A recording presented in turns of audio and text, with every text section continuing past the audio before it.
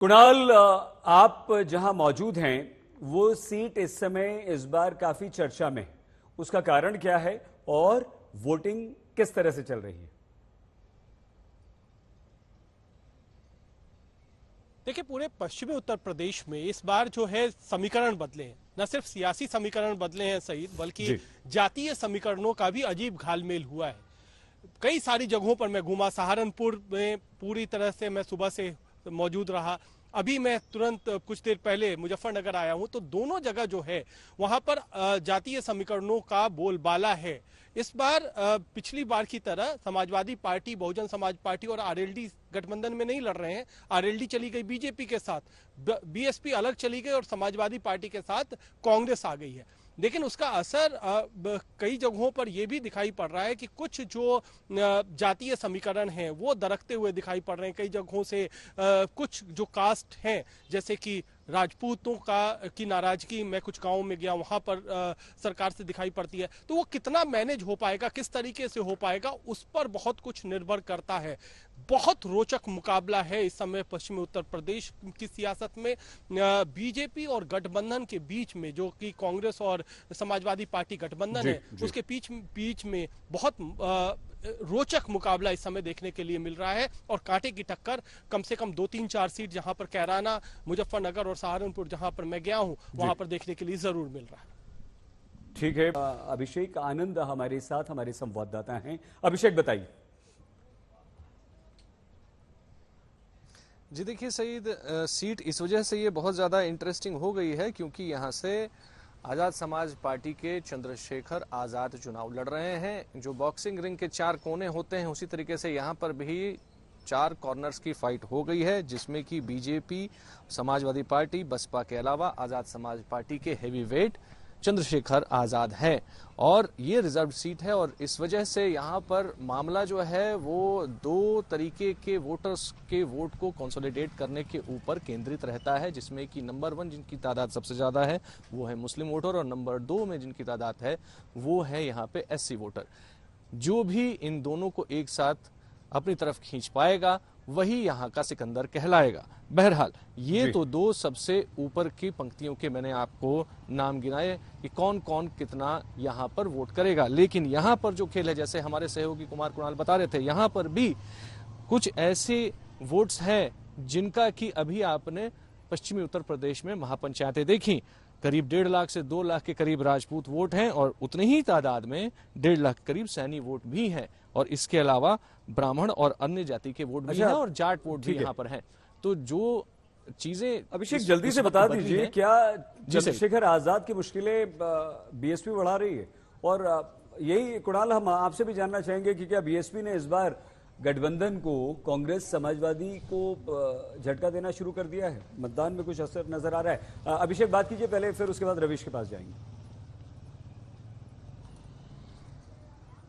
जी देखिए, बिल्कुल बीएसपी ने इस बार बहुत ही स्ट्रेटेजिकली अपने उम्मीदवारों को उतारना शुरू किया है और यहाँ पर भी उन्होंने ये कोशिश की है कि किसी तरीके से चंद्रशेखर आजाद को यहाँ रोका जाए। इसके अलावा जहां पर भी इस तरीके के आप देखें राजपूत महापंचायतें हुई हैं, वहां पर उन्होंने राजपूत कैंडिडेट उतार दिए हैं। तो ये स्ट्रेटेजी हम जल्दी से एक बार अभिषेक आपकी पूरी बात सुनेंगे। रवीश के पास लिए चलें। रवीश, हालांकि आप जबलपुर में मौजूद हैं, लेकिन छिंदवाड़ा, कमलनाथ के बेटे, और इसके अलावा मंडला भी, सीधी है, शहडोल है, बालाघाट है, काफी दिलचस्प है। और क्या मतदान की जो सुस्त रफ्तार है ये किस ओर इशारा कर रही है? देखिए सईद जी, सबसे पहले बात तो बता दूं कि आपने बिल्कुल सही नब्ज पकड़ी है। महाकौशल में वैसे तो चुनाव हो रहा है मध्य प्रदेश में 6 अलग अलग लोकसभा सीटों पे, लेकिन सबकी नजरें छिंदवाड़ा और मंडला पे ही है। तो जैसे कि आपने बात शुरू की थी, मैं सबसे पहले आपको बता दूं कि जो सुस्त रफ्तार से वोटिंग चल रही थी, अब उसमें परिवर्तन हुआ है। पोलिंग सेंटरों पे अब लोगों की भीड़ एक बार फिर से, जब दिन की गर्मी थोड़ा उतरनी शुरू हुई है, तो दिखने लगी है। मैं आपको ये तस्वीरें दिखाते हुए छिंदवाड़ा के आंकड़े और मंडला के आंकड़े बताऊंगा कि वहां पे अब तक कितनी वोटिंग हो गई है। अभी तक जो छिंदवाड़ा, मंडला या दूसरे लोकसभा सीटों पे हम देख रहे थे कि प्रतिशत काफी कम था, लेकिन आप देखिए समय जैसे बढ़ रहा है, वोटिंग प्रतिशत भी बढ़ता जा रहा है। 3 बजे तक के मुताबिक मध्य प्रदेश में सबसे ज्यादा जो वोटिंग हुई है वो बालाघाट में हुई है। इसके अलावा छिंदवाड़ा में भी 62.57% वोटिंग अब हो चुकी है। बालाघाट में 63.69% है वहीं मंडला में 58.28% वोटिंग हो चुकी है। यानी जो आदिवासी बहुल इलाके हैं सईद जी, वहां पे वोटिंग जो है वो बहुत ज्यादा हो रही है, क्योंकि अगर हम आंकड़े देखें अच्छा रवीश, आपको रोक के एक बात हम पूछना चाह रहे हैं, ये बीजेपी के लिए चिंता। हाँ बिल्कुल, यही हम समझना चाह रहे थे कि ये पहले से भी देखिए फग्गन सिंह कुलस्ते केंद्रीय मंत्री रहे हैं, बड़े मंत्री रहे हैं, लेकिन उनको लेकर नाराजगी दिखाई दे रही थी और खबरें इस तरह से आ रही थी कि महाकौशल से ही कुछ जो परेशान करने वाले परिणाम आ सकते हैं। इसका कारण क्या है रवीश? देखिए सईद जी, बिल्कुल सही आपने बात कही है।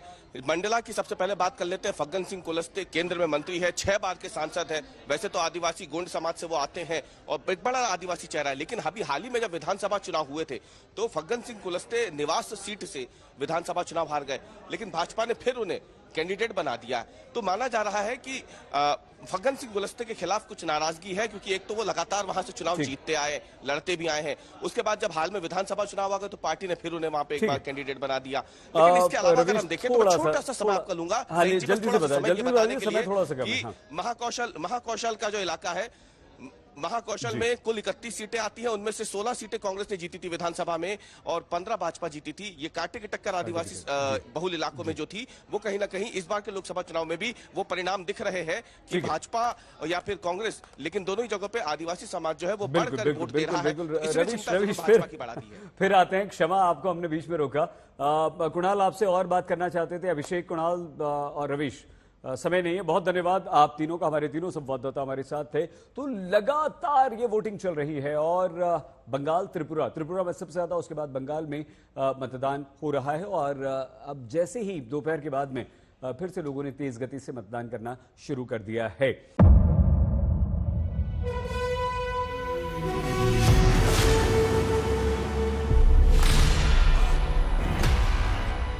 मुद्दों का मैदान, जिम्मेदारी लेंगे, तर्कों पर घमासान। क्या बताना चाहते हैं इस देश को? किससे किसकी ठनी, किसने दी किसे पटखनी, क्या सच है जिसको छिपाने की कोशिश। खबरों की दुनिया का सबसे बड़ा अखाड़ा दंगल देखे मेरे यानी चित्रा त्रिपाठी के साथ रोज शाम 5 बजे सिर्फ आज तक पर।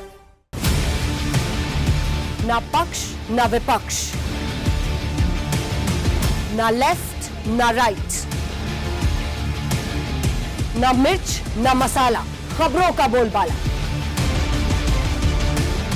निडर निर्भीक सबसे सटीक स्पेशल रिपोर्ट सिर्फ आज तक पर।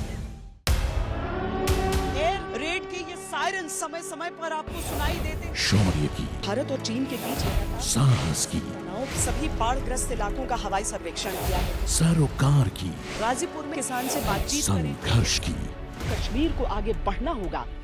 संयम की, भावनाएं भड़की या दंगे भड़काए गए, सवालों की, जनता के लिए, जनता के द्वारा, जनता की दस्तक। श्वेता सिंह के साथ सिर्फ आज तक पर।